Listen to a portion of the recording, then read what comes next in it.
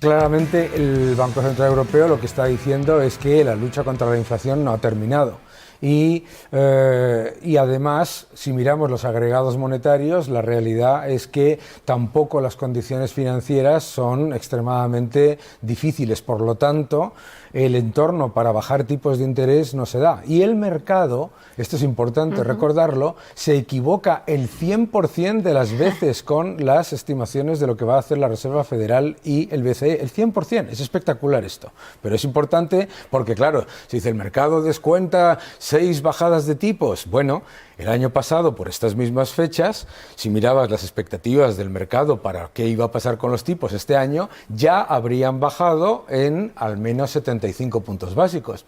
Por lo tanto, ¿qué es lo que tenemos que saber? Primero, el Banco Central Europeo ni va a frenar ni va a cambiar el hecho de que la eurozona entre en recesión.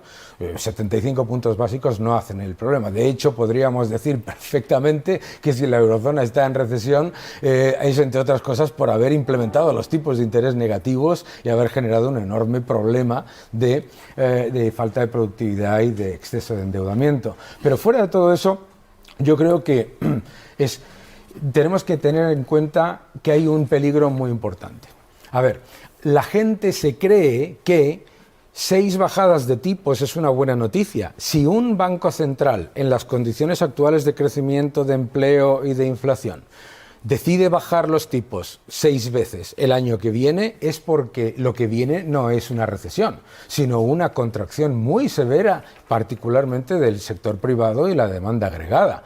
Entonces, la razón, los que pensamos que sí va a haber un aterrizaje suave, precisamente por eso no esperamos una bajada de tipos de ese calibre, porque no tendría ningún sentido. A efectos... Importante que es recordarles, y le parecerá pues poco alentador, pero es que es un hecho, que lo que era una absoluta aberración era tener tipos de interés negativos.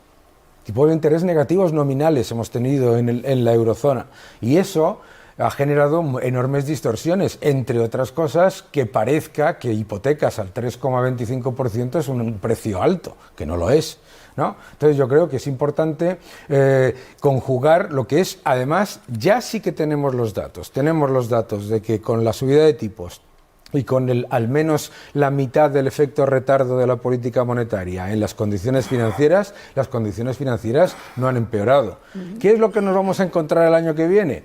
Que la Reserva Federal va a mantener los tipos, bajarlos un poco al final, perfecto, pero lo más importante no es el precio del dinero el año que viene, lo más importante es la cantidad de dinero.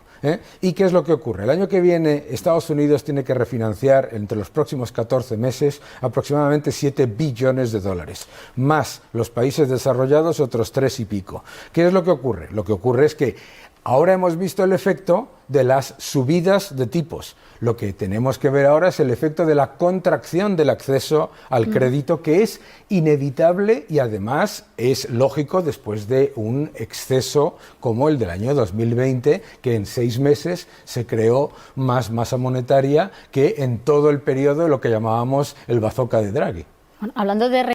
Yo creo que lo que efectivamente en términos reales, en realidad los presupuestos van a ser exactamente iguales a los de los 2 últimos años.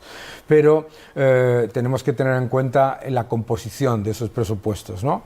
Y lo que falta en todos los lados en esos presupuestos es efectivamente inversión. Hay gasto corriente por todos lados y luego hay un problema muy importante de deuda pública, porque claro, los pasivos totales de las administraciones públicas están en un récord de más de 2 billones de euros y la reducción de la deuda pública sobre PIB viene por la inflación, viene por el denominador, ¿no? Entonces, ¿qué es lo que ocurre? Lo que ocurre es que es un efecto placebo a corto plazo, que ya hemos vivido en otras ocasiones. Yo me acuerdo cuando nos decían en la época en la que teníamos una inflación del 7 o el 8% que bajaba la deuda pública, pues en realidad no estaba ocurriendo.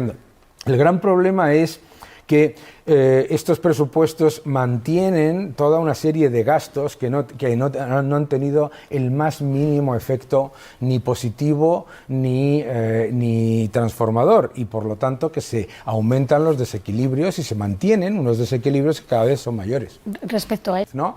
A ver, lo importante de estas medidas es que tienen un efecto, y tienen un efecto a corto plazo, pero sinceramente mantener unas supuestas ayudas, además que son generalizadas, que no tienen ningún sentido, porque no son ayudas que estén localizadas, pero mantener esas ayudas cuando tienes el gas, el petróleo, el carbón, el aluminio, el cobre, todas las materias primas más importantes por debajo de los niveles de lo que llamábamos la crisis energética, etcétera, que no fue en ningún caso porque no hubo.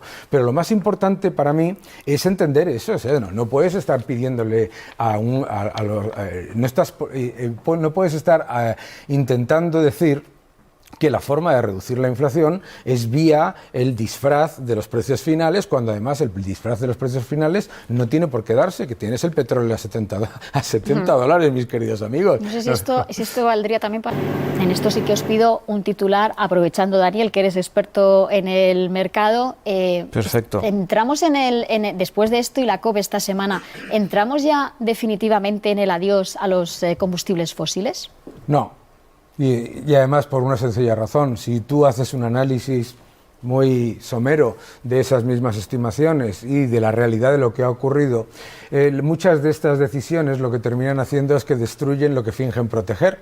Y, por ejemplo, hoy, mientras estamos hablando, la producción eléctrica en Alemania se ha disparado la utilización del carbón, ¿no? Entonces, el gran error de estas medidas es que, como siempre, pues lo que ocurre es que no están acelerando la transición energética, la están retrasando. Y el hecho de que, por ejemplo, nosotros hayamos multiplicado el consumo de gas natural licuado de Rusia es un ejemplo de ello.